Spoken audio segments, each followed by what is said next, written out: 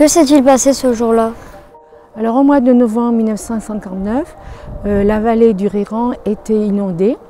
Il avait plu pendant un mois et le barrage s'est rempli d'un seul coup. Le soir, donc à 21h13, le barrage a cédé, a explosé et 50 millions de mètres cubes d'eau s'est rué, a déferlé dans la vallée, a détruit les maisons, a emporté les personnes qui habitaient, a ravagé toute la plaine qu'on appelait la vallée rose.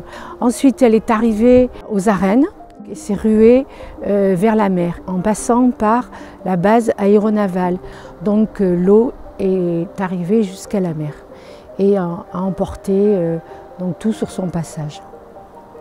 Combien de temps la vague a mis pour aller jusqu'à la mer? Elle a parcouru à peu près 12 km en 30 minutes.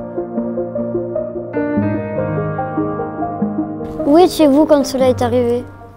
Je me trouvais dans l'appartement de mon oncle et ma tante au rez-de-chaussée et mes frères et mon papa dormaient à l'étage. À un moment donné, on a entendu comme une grande explosion et un bruit qui arrivait, pareil à des locomotives qui arrivent à grande vitesse. J'ai vu le mur de la maison s'écrouler et une vague qui s'est abattue, sur moi. J'ai perdu connaissance. J'ai repris connaissance alors que j'étais dans la boue, l'eau, au milieu de débris de toutes sortes. J'étais accrochée à un arbre. À un moment donné, je croyais que c'était la fin du monde. Je n'avais pas peur. J'ai dit bon, je vais mourir.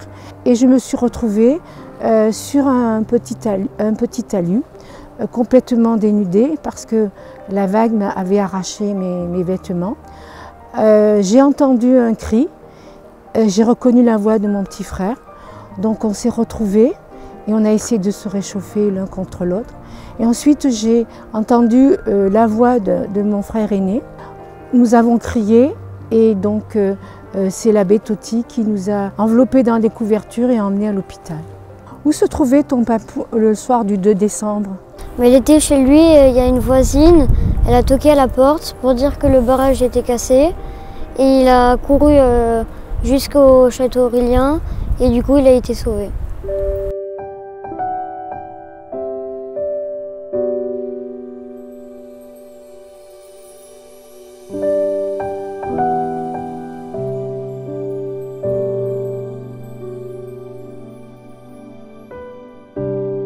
Pourquoi est-ce important d'en parler 60 ans après? Notre drame, il n'était pas, parce qu'on a vécu le drame, mais on ne se taisait, c'était tout à l'intérieur.